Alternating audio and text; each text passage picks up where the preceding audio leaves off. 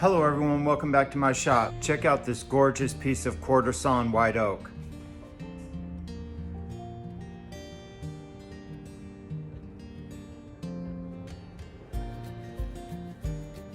What makes this different from rift cut white oak is it has these blotches in here. To be honest, I'm not exactly sure how they cut the log, but this is quarter sawn white oak. I'm gonna spray some lacquer on this and we're gonna see what it looks like after it's lacquered.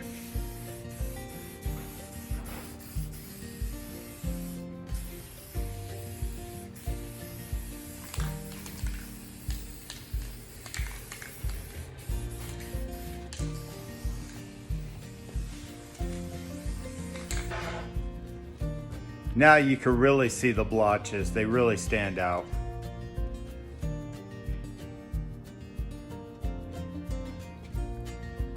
Quarter sawn white oak.